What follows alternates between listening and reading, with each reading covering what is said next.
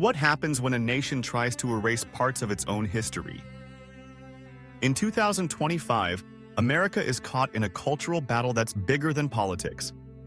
It's a battle over whose stories get remembered, whose pain gets acknowledged, and whose humanity is recognized. This isn't just politics, it's about truth, justice, and who gets to be remembered. After the 2020 protests for racial justice, programs for equity and inclusion gained momentum across schools, workplaces, and government.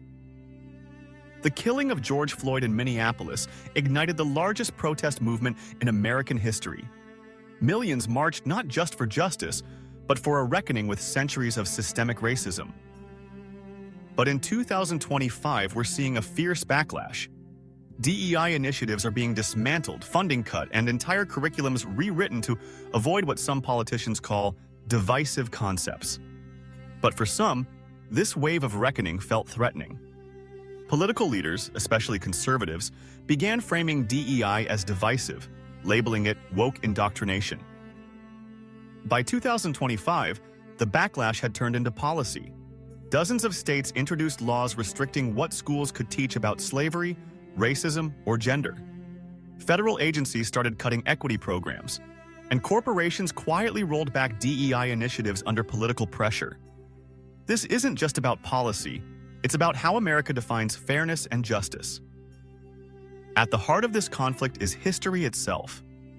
Reports suggest pressure on museums like the Smithsonian to soften their exhibits on slavery.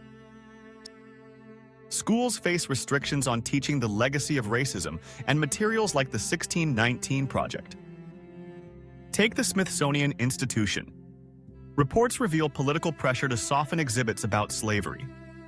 Instead of confronting the brutal realities of forced labor, violence, and generational trauma, curators are being told to highlight so-called positive aspects of American history. Schools, too, are battlegrounds. States like Florida, Texas, and others have passed laws limiting how teachers can discuss racism or slavery. In some classrooms, educators avoid the topic altogether, fearing lawsuits or professional backlash. Projects like the 1619 Project, which reframe American history through the lens of slavery, are banned in many school districts. In some cases, even mentioning systemic racism can be grounds for disciplinary action. Critics call this a dangerous erasure, because when you erase history, you don't just change the past, you reshape the future. But where there is backlash, there is also resistance. Across the U.S., grassroots movements are pushing back. Students are walking out of classrooms demanding the right to learn the full story of America. Teachers are holding underground teach-ins, sharing lessons about civil rights and systemic racism outside official curriculums. Independent museums and community archives are springing up, preserving stories that risk being erased. Online, creators on TikTok and Instagram are educating millions with bite-sized lessons on history and equity. Civil rights groups are taking legal action, challenging bans on free speech in classrooms. And despite political pressure, many educators refuse to compromise, insisting that truth matters more than comfort. This resistance shows us something powerful: humanity's instinct to protect memory. Because memory is survival, and without it, a people cannot truly exist. America is at a crossroads. On one side, a push to sanitize history and dismantle equity in the name of unity. On the other, millions insisting that unity without truth is just silence. This battle over democracy, equity, and historical memory is more than politics.